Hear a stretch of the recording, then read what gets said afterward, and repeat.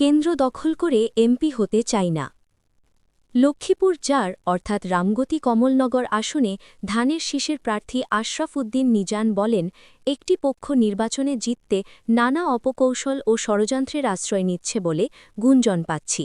তবে আমরা কেন্দ্র দখল বা বোরকা পরে জাল ভোট দিয়ে এমপি হতে চাই না। মানুষের সরাসরি ভোটে জয়ী হয়ে আপনাদের সেবা করতে চাই।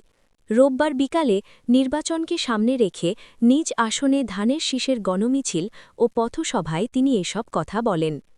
কমলনগর উপজেলার পৃথক ৫টি স্থানে নির্বাচনী পথসভা ও গণমিছিল কর্মসূচিতে অন্তত ৫০,০০০ নেতাকর্মী ও সাধারণ মানুষ অংশগ্রহণ করেছে বলে জানা গেছে।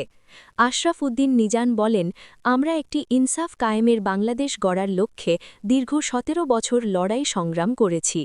আগামী ১২ ফেব্রুয়ারি নির্বাচনে আপনারা নির্ভয় কেন্দ্রে যাবেন। আমরা জনগণের আস্থার ওপর বিশ্বাস করি। আমরা কোনো জাল ভোট, প্রবাসী ভোট বা মৃত ব্যক্তির ভোট দিতে দেব না এবং নিজেরাও দেব না। উপস্থিত নেতাকর্মীদের উদ্দেশ্যে আশরাফ উদ্দিন নিজান বলেন, নির্বাচনে কোনো প্রকার বিশৃঙ্খলা বা কাউকে হুমকি দেওয়া যাবে না। সবাইকে ঐক্যবদ্ধভাবে ধানের শীষের বিজয় নিশ্চিত করে ঘরে ফিরতে হবে।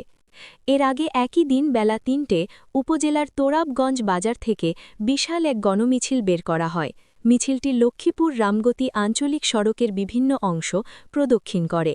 এ সময় ৯টি ইউনিয়ন থেকে আসা হাজার হাজার সমর্থক ধানের শীষের পক্ষে স্লোগানে স্লোগানে পুরো এলাকা মুখরিত করে তোলেন।